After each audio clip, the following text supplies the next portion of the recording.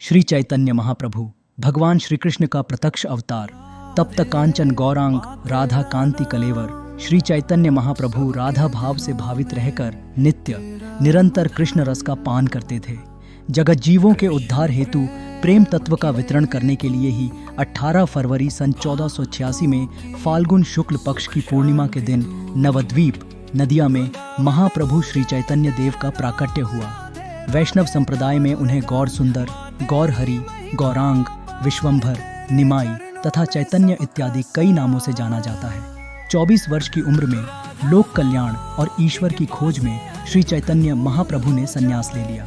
श्री चैतन्य महाप्रभु जब अपने पिता को श्रद्धांजलि अर्पित करने पवित्र गया की भूमि गए थे, तब वहां उनकी मुलाकात एक संत से हुई, जिसने बालक चैतन्य को भगवान श्री कृष्ण का मंत्र उच्चारण करने को कहा।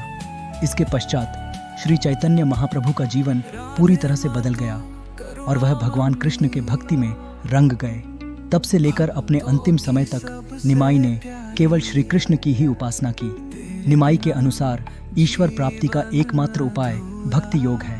मोक्ष की कुंजी ही भक्ति है। सत्य की तलाश में चैतन्य महाप्रभु हर तरफ ईश्वर को तलाशते हुए भक्ति योग का आभास करने लगे। अपने तप के बल पर और भगवान श्री कृष्ण का नाम जपकर श्री चैतन्य ने भगवान का दर्शन किया। इसके पश्चात उन्होंने अपने शिष्यों को भी भक्ति योग को सीखकर उसे सदा के लिए जीवंत रखने का मार्ग भी बताया था। श्री चैतन्य महाप्रभु के अनुसार यह जगत ना ही पूर्ण रूप से मिथ्या है और ना ही शाश्वत। संसार की मिथ्या में खोए हुए जीव हमेशा माया के अधीन जीवन जीते हैं, लेकिन नित्य मुक्त जीव संसार में रहते हुए भी माया से मुक्त रहते हैं। यही भक्त की परिभाषा है।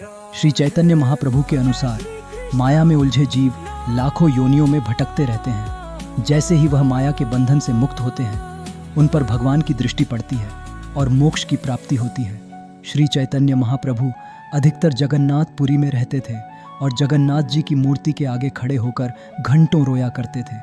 48 वर्ष की उम्र में रथ यात्रा के दिन उनकी जीवन लीला समाप्त हो गई। उनका शरीर चला गया, पर उनका नाम सदा अमर रह गया।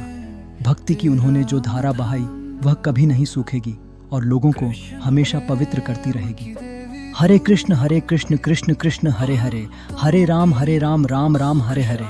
नाम संकीर्तन जप कर कोई भी कलयुग में उद्धार पा सकेगा। आपकी किसी भी लिखित कंटेंट को वॉइस देने के लिए स्वीट कम्युनिकेशन इंडिया से तुरंत संपर्क करें।